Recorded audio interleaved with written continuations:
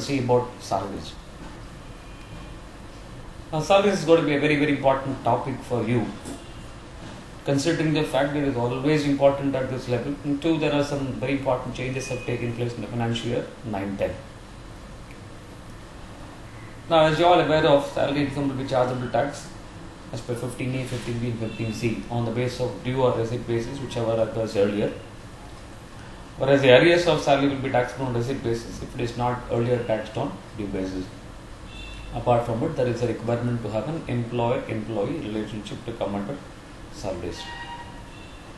Now, what we can do is we can bifurcate this particular topic into allowances, perquisites, retirement benefits, PF, and other provisions. Let's first talk about allowances.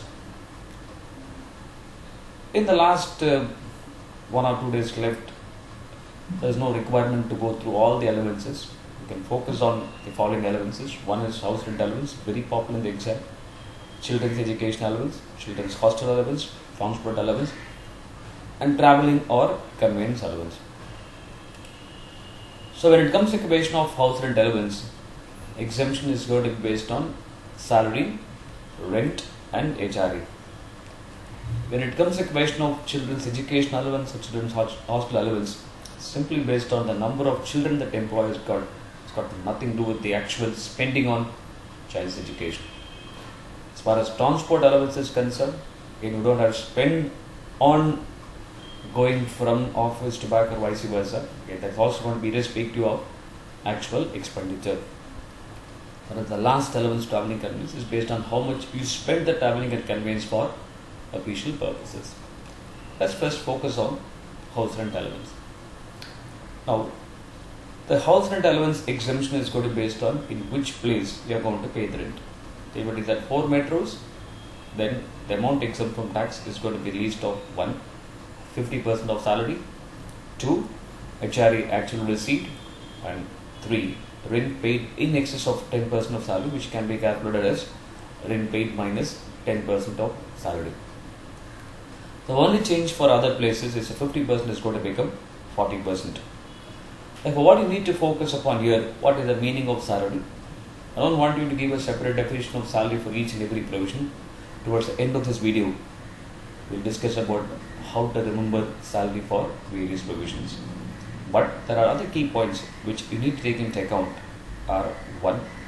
In case if no rent is paid for any particular month, in respect of that month, HRA will become fully taxable. So don't average out and make the worth. Let me put through a simple example. For the first 6 months, you don't pay any rent. The last 6 months, you pay the rent. The first 6 months HRA will be fully taxable. So the balance 6 months HRA, you have to be compared with the 6 months salary and 6 months rent for working out the exemption. That is the one precaution which you have to take.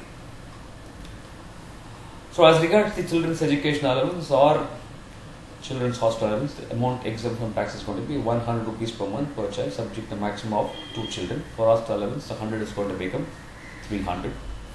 Transport allowance is an allowance paid for travel between residence to office and back. The amount exempt from tax will be at the rate of 800 rupees per month, as already specified. You don't have to spend this amount for your travel between residence to office and back.